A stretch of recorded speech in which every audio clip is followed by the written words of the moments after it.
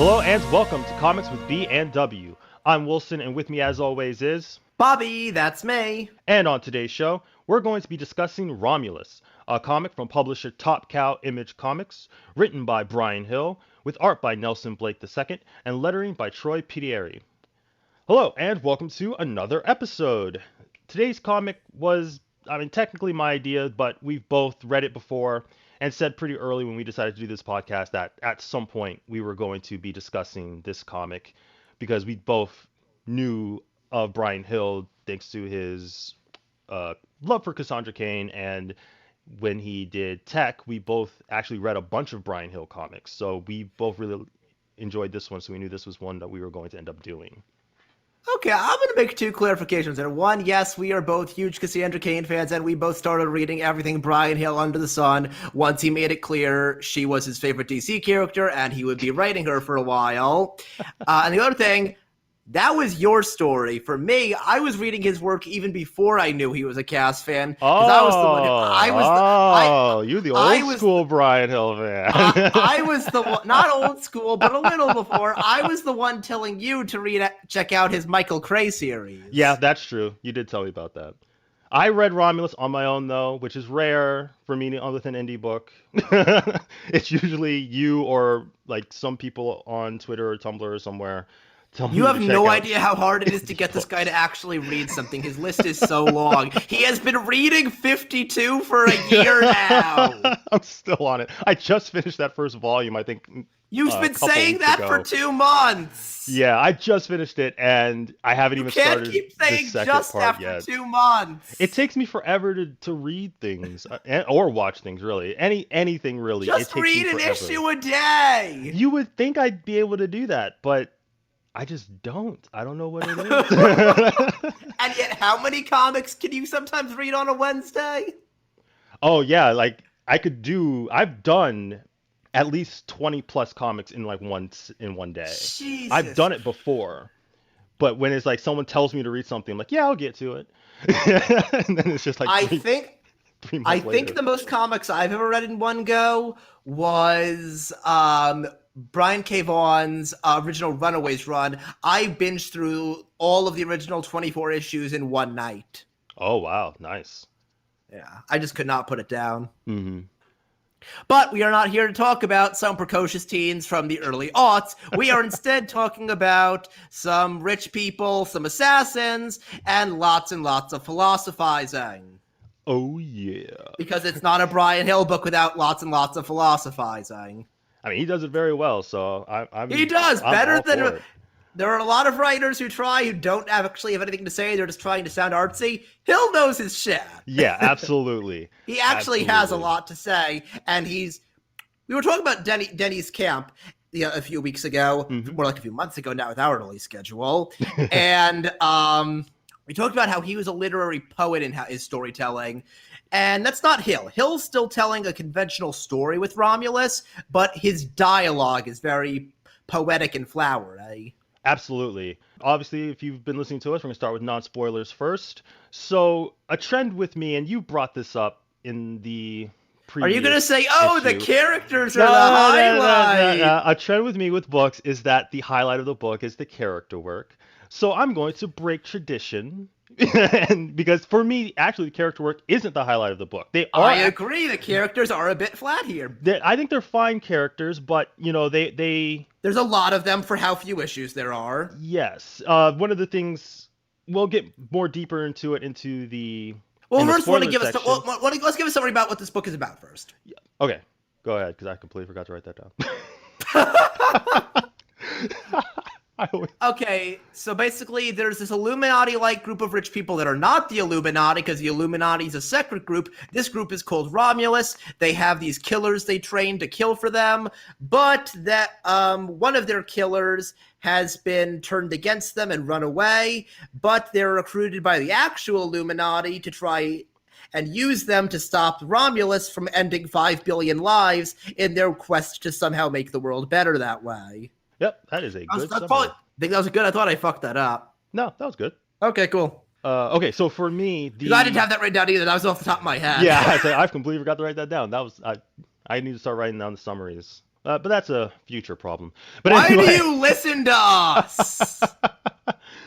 Anyway, highlight of the book for me is not the characters. I do think the characters are fine and interesting for what they need to be, but it's very much such a setup for what their arcs are going to be. For more issues that were never made, because we should rip this bandit off. I'm sorry, I'll get you back to your point. Go ahead.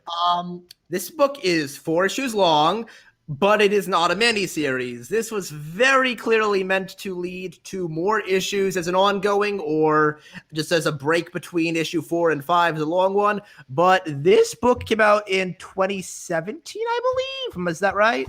2018? Let me check. 2017, yeah.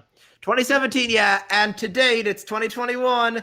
No more issues have been made, leaving the story. There is no end. Leaving the story incomplete. There is no ending to these 4 issues. Yeah, and the first issue actually came out in 2016. Yeah, there were long delays between the 4 issues that came out. So unfortunately, again, it would be on our show if it wasn't a good comic. But if you check this out to see, because if you like the sound of what we're talking about, go into it knowing you will not be getting a complete story out of it. Think of it like you'd go into watching Firefly. Enjoy the journey. Oh, yeah, exactly. But to be fair, Hill has said he wants to return. He's waiting for He has said that. Nelson Blake II to be available because he wants that creative team. Okay, so you're saying, let's get back to your point. Okay. You're right about the book. For me, the highlight of this book is the world building, because it is basically a mini that shouldn't have been a mini, but it's such a set up arc for characters. It's an introduction to this world, and it's such an introduction. The way Hill tells the story of the world itself, and the way he gives the exposition, and the way he the way he has the characters discover the world is extremely interesting and makes the world feel so alive, and just like the mythology fits in a way that not always do. It's not like crazy, griffins exist type of mythology, but it's just such a very distinct shadow organization mythology, but yet it fits into this world that I thought was extremely well done. So for me, it's like you said, the story itself is basic, which again, we've said all the time, there's nothing wrong necessarily with a basic story, because it's a pretty intimate story, honestly, that revolves around this idea of a bigger scale conflict that's constantly being teased throughout the story, that there's that war that's going to be happening. And he teased it from the very first issue with Ashlar, who is the main character, trying to protect Nicholas from being taken by Romulus. And they basically that's the whole story for this first arc. It's just solving a kidnapping, yeah. Yeah, and so for the most part, it's a pretty small story. But because it's a small story, he ups the world building pretty well. And so I thought that was extremely well done. So then by the end of the book, which I'd read it before, but I'd forgotten that it just ends. It is super abrupt. And when it did it, I was like, no, it was like, I felt like it was just getting started. It was like the end of a pilot episode, It's like, no, it just started. What do you mean you canceled it already? It's like, what? Yeah. Like that's how it felt. And again, Hill has said he wants to do more, so it's more of just a waiting game than anything. But I definitely wanted more out of this first volume. So I think even if they just did one more issue, it would have been a pretty meaningful to sort of just put an actual end to this first volume. I agree, because the villains end off, they're in control, and they do something pretty major at the end of the book. Yeah. Oh, yeah. But we'll get to that. I'll say my favorite part of the book, I brought it up before, but I really like the dialogue here. I don't feel like like you said, the characters are fine, but they're not. There are about, off the top of my head, I think 5 or 6 main characters, which is a lot when you only have 4 issues and you have a whole lot of world building to do. Yeah. But so, while I don't think any of them managed to really leave an impact as characters you desperately want to see more of, like you said, the world is more what keeps you coming. I really enjoyed Hill's writing of dialogue here. Sometimes Hill's dialogue, when he's trying to go for the more soulful, philosophical approach, doesn't work for me. Like, I felt like his Batman, Ra's al Ghul dialogue in Batman the Outsiders, that fell flat. That was kind of the pretentiousness that I don't really like in a lot of indie work. Mm-hmm. But I thought that here he really had something to say with the especially during Ashlar's training. Who is the guy training her? What was his name? Killian, I believe. Killian. The back and forth those two have, especially, was probably my favorite part of the book, because that more than anything else shows what this book is about, what its themes are, and who Ashlar is. Hold on, I'm double checking that name. Yeah, Okay. I'm like, I know I wrote it down. I wrote all these characters' names down somewhere. Okay, but yeah, it was Killian. And I did like that, the training. That's one of the things too, where I wrote down. Well, that's a spoiler. I'm gonna wait for the spoiler section before I say what I wrote down. But I made a reference to something that I thought was pretty funny. But anyway, but yes, I agree. I really liked the training between her and Killian. I liked Ashlar because I liked her dynamic with each of the characters. They all felt different because like the way she interacted with Killian, the way she interacted with the pop star psychic Sozo, and with Nicholas, all felt different, even though they're all very much the characters they need to be in order for the plot to exist. It still felt like the dynamics between all of them were at least unique enough to keep it interesting I between agree. The them. main characters are very diverse personality-wise, and you can really see the starting of them becoming like that classic found family dynamic that you love to see. Yeah, exactly. Sozo was a lot of fun. She was probably the character that managed to make the strongest impact out of the main cast, just Mhm. because she's so out there and you really feel for her given her background. Yeah. Hmm. But before we get to spoilers, we do need to talk about the mama in the room, that being Axis, aka Bryan Hill writing Lady Shiva before he actually got to write Lady Shiva. I mean, I've never seen such a Lady Shiva clone in my life, And and I it's love it. great. That He is a writes her really. complete He is one of the best compliment. Shiva writers of all time. That is a huge compliment. That is all that is. I swear. That is a compliment. And speaking of that, though, I also want to talk about those in the first issue. Like the first 9 pages is basically just heavy loaded backstory and exposition of what this world is. But the way that they tell that to the reader Oh, it's so is good. so good. Which it's so it's like, I mean, to be fair, it's like that rules are meant to be broken type of thing. Because doing Sometimes you can tell, not show, and it helps here when you have this gorgeous artwork backing it up. yes, Amazing. It's probably the best action in the whole series. it That really opening. is. That opening those opening pages before they get to the present day. Yeah. And we'll get to art in just a second, but just exposition, like we've always said, exposition is best used spread throughout the story when it's relevant to character and plot, but there's always exceptions to the rules. And showing us Axis, Ashlar's childhood, the Order of the Romulus, and just all of that being shown, and the way he told it through the captions, and the way Nelson Blake's art was, it was so interesting. It never felt boring. So it just really helped guide that book. So then once we did get to the actual start of the story, it actually felt natural and not like we were just handed a bunch of information that wasn't going to matter. Yeah, I totally agree. We needed that information, or else we wouldn't understand the context for anything that was happening. Even if you tried spreading throughout, it would probably end up just being confusing, jumping back and forth in time rather than just getting it all out of the way. Exactly. Especially because with Ashlar, the actions of her mother is something that sort of That stays with it her. it defines her character. Exactly. So you needed that beginning pages to define who her mother is, so you know why it matters so much to Ashlar. Right. Okay, so last thing before we get to spoilers, who would you recommend this book to? What kind of people? Hmm. Honestly, I'd recommend it to people who like shadow organization, stories. If you like characters like Lady Shiva, and honestly, and Cassandra Cain. There's a little bit of Cassandra Cain and Ashlar. Uh, there's a little Yeah. bit, just in the background of In the in the background. background, not necessarily in like personality or anything, but there's a little bit of like Cassandra Cain there. And honestly, if you like Bryan Hill's writing, this, in my opinion, this is like one of the best Bryan Hill books. So I mean, that's who I'd recommend it for. Okay, cool. Yeah. If you're into the, like you said, if you're into the Illuminati and stuff, but you'll get a kick out of how the Illuminati is used separately from Romulus here. The action is great if you're into high octane martial arts and brutal, bloody fights. And if you're into some philosophizing about human nature and what trauma does to us, and there's even something there for if you're into discussions of wealth and privilege in the context of class and race. So, yeah, good book. Check it out. And don't be too disappointed if more never comes. We have our fingers crossed.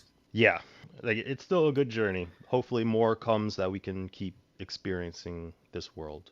Or we'll get a Netflix show. That could always happen. This would be a pretty cool Netflix show. I think it could work out. I mean, hey, Kung Fu is super popular now. I haven't watched it. I actually heard it is pretty good though. Yeah, I haven't watched it, but it is killing it in the ratings. That's awesome. I'm glad. Good. They deserve it. All right, spoiler time. Okay. For me, one of the negatives is the fact that the way it ends. Because upon rereading Romulus blows the fuck up out of the United Nations building, and then the book ends. And That's then the how it book stops. and it's like for some people, because it's not even like a cliffhanger ending. It's just like, okay, end of issue 4. Where's issue 5? Oh, there is no issue 5. Like it's like, no, that is definitely not how someone wanted this to end. Not like the first, not even like the first arc. Honestly, it's not really. It didn't feel like an ending. So it was just really weird, especially because when I was rereading it, they kept teasing the grander scale of the plot was going to be basically like in the first issue. Ashlar says to This Nicholas, huge war. yes, we have to save 5 billion lives. So you set the stage of the importance and the scale of the journey that they're going to go on. And the weight basically Ashlar puts on herself throughout the book, because for a lot of the book, she doesn't even feel like she's worthy to be doing this, but she's the only one that's able to do it. So she puts that weight on herself, and then this book, and I do kind of like this idea, which I was saying earlier, how it's a small book because they're constantly talking about having to save 5 billion lives, but this first story is just about Ashlar trying to save one life, which is Nicholas. So I kind of like that aspect a bit, and luckily she does succeed.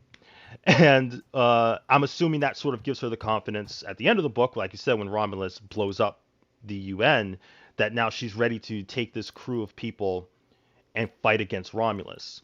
But even with all that, and with the world building being what it was, the plot itself being Ashlar mostly just going up against like a sub boss in Achilles, The plot's paper thin, yeah. and just focusing on saving Nicholas, like it feels so much like an appetizer, as opposed to what I felt was supposed to be the actual. It's a pilot episode. Exactly, like what was supposed to be the main plot of the entire book. So it's like, we can smell. Oh, okay. I'll put this. We can smell the prime rib being cooked, but it's not ready yet. So they gave us chicken fingers or something. And it's like, it's fine, but I want the meat. I want the real meal. Hopefully that comes. But we'll see what happens. Yeah, like the pacing of it is to give you as a reminder, since odds are people listening to this haven't read in a while.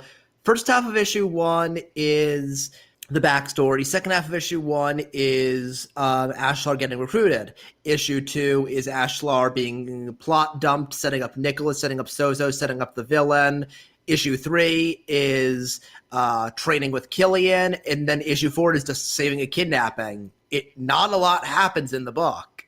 Yeah, like I said earlier, I think one more issue that brought that bigger threat right to the surface, and they kind of went at it head on. Closing out obviously you don't have to stop the big bad completely, but just give us a taste of what the war will be like. Exactly. It would have just helped really make it feel like there was an actual complete arc to this volume, because it just didn't feel like the arc was complete yet. So I don't know. And speaking of pacing, like maybe this is just like you said, this definitely wasn't where it was supposed to stop, and definitely not for this long. Like if we had volume 2 out already and we knew where it was going, maybe this negative wouldn't be such a negative. But since it's not, at the same time, yeah, it is what it is. You kind of just have to judge it based on what it is, and I'm impatient, so that's an unfortunate thing on my end. Yeah, that really is the big black mark against this book. But otherwise, But I do think it is worth talking about the art more because we've seen a lot of creative styles on this show, a lot of interesting work. This might be the most basic style we've seen, and I kind of dig it. It is very realistic, very gritty, and it doesn't try to do much with the medium. It's just showing you, it's telling the story in almost a simple way, but sometimes simplicity is all you need. it's interesting because it works perfectly for what it needs to be, you know. And he's Nelson's still able to give us great emotion out of the characters when they're needed. The fight scenes are really good. They're one of the things I think really excels, and this is something we talk about a lot with fight scenes. Is I can, as you're going from panel to panel, you can sort of see the fight scene flow. You know, like you can understand how the fight scene would go as if there was a sort of choreography to it, which not a lot of writers or artists, and Hill writes pretty decent fight scenes as well, but not a lot of writers or artists really know how to make fight scenes flow from panel to panel. It's usually just it is what it is, which is like a snapshot of the fight scene in a time. So I think that that's something that this book puts this book on a level that other, even though the art itself isn't extraordinarily unique in its own way, just the fluidity of the fight scenes especially The fights aren't as good helps. as they are in, say, Dead Legends, but I'd still put them No, above no. the vast majority of other Yeah, comic fight no, Dead scenes. Legends is on a whole nother level of everything. So like I will not We even will never compare. stop sucking that book's dick. We want the milk from its mighty teat. Oh my God. No, like I'm not putting it on that level, but just based on, you know, a lot of other, especially other indie It's books, really, really good. it is really good. And like I said, also like Hill does write good fight scenes. He does it pretty well in the a lot of his other books when he has pretty good fight I scenes. w- I would love to see Hill scraps. Yeah, that's true.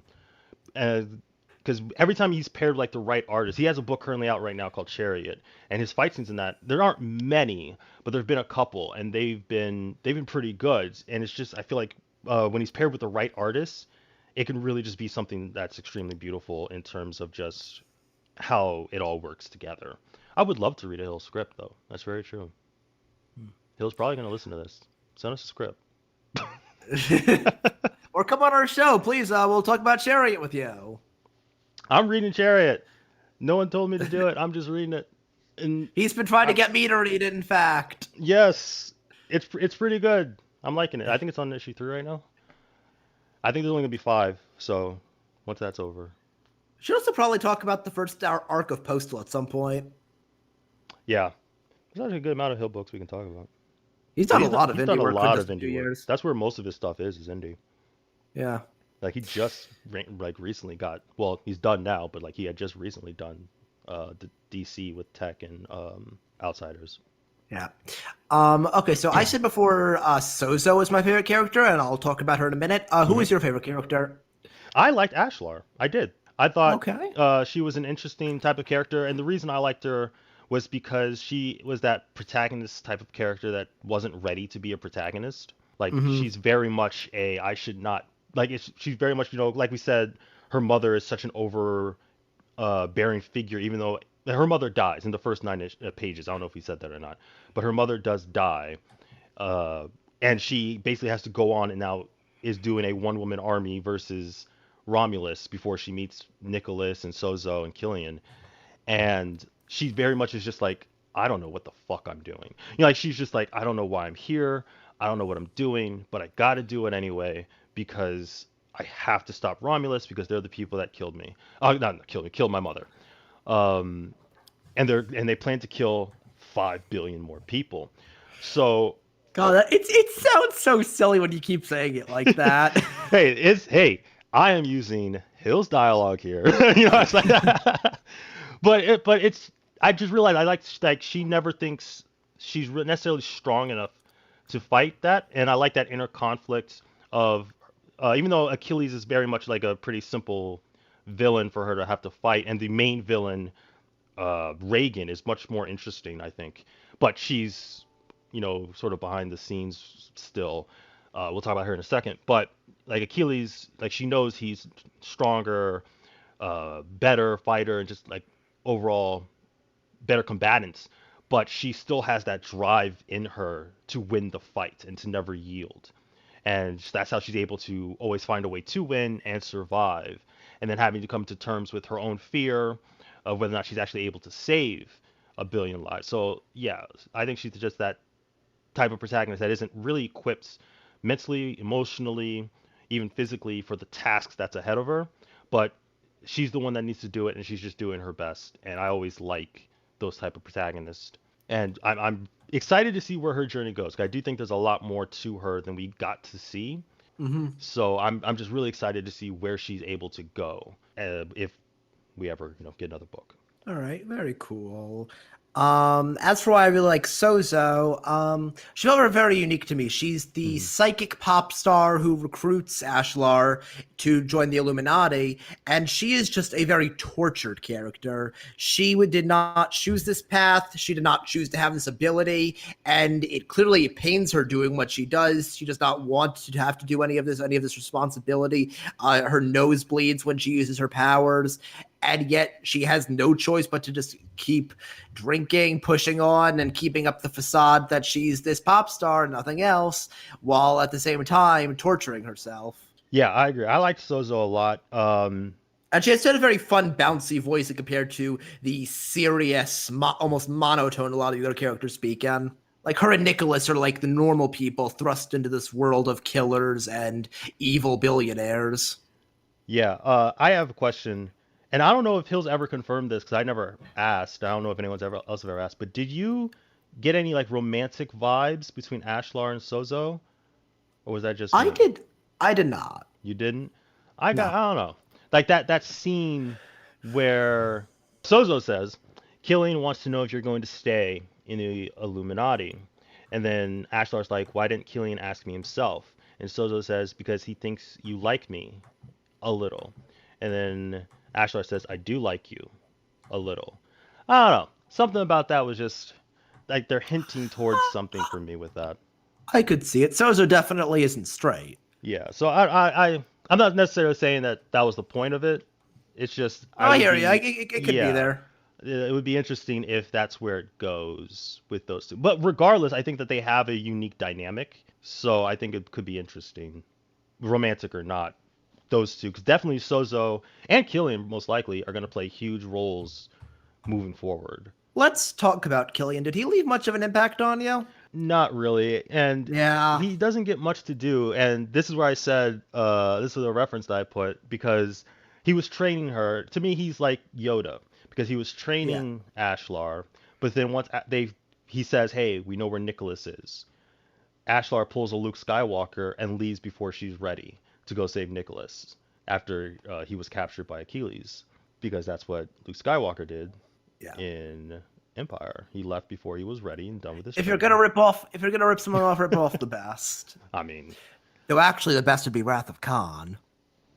love me some Wrath of Khan. More people should rip that off. Well, well, to be fair, Star Trek ripped it off and did pretty terrible with it. So, but anyway, Oh God, Into Darkness. yeah, I tried to that forget was an about Into that. Darkness reference. But anyway, Why? Why do you hate me?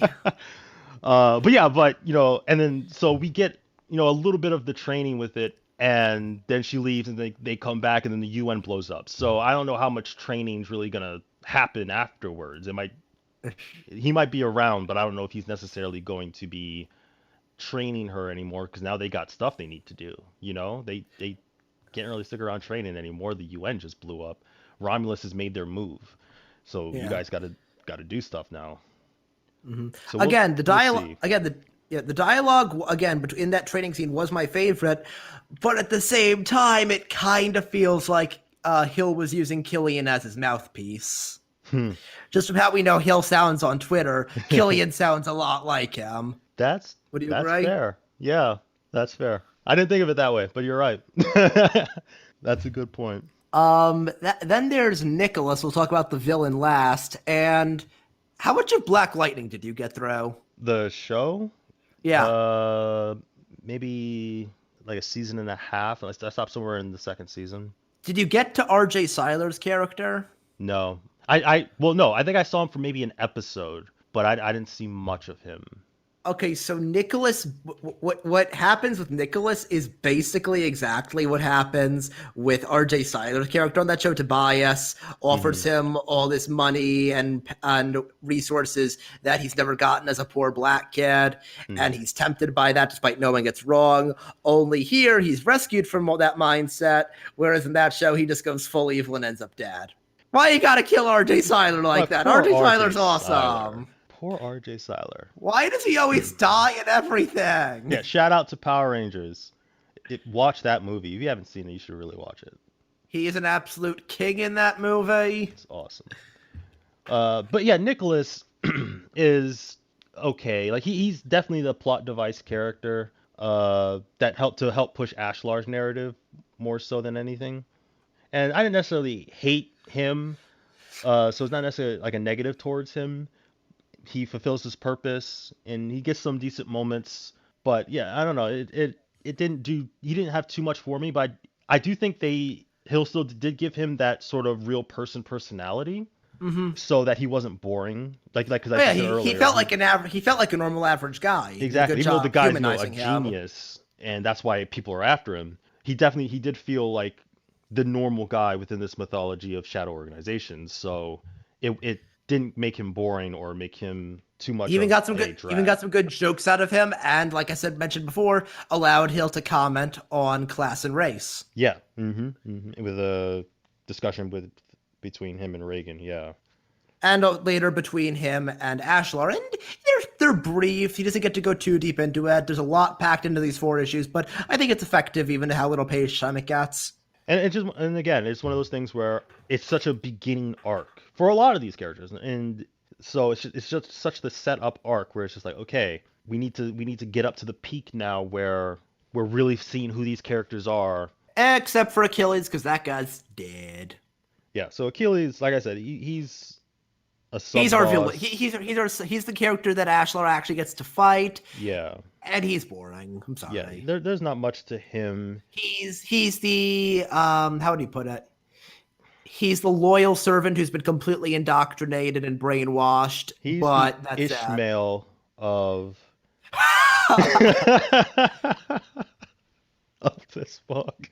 Hill, don't kill us. We actually kind of like Living Outsiders. I did like Living Outsiders, and I love that you let Cassandra Cain kick Ishmael's ass. That was great. Best issue of that series. That was the best issue. It really was. But if you're really going to try to act like he's not, I don't know. But we're talking actually really well-written villains. We get to our last main character, Reagan. Yeah.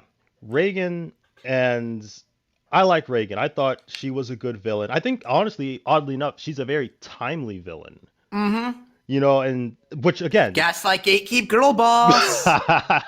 Rereading it, I'd forgotten about Reagan. I remembered Achilles, but I'd forgotten about Reagan.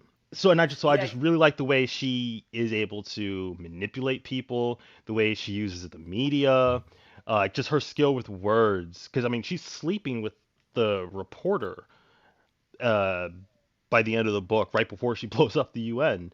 You know, so her way with words, and especially when she was talking to Nicholas, makes you actually believe that she's trying to save the world by destroying it.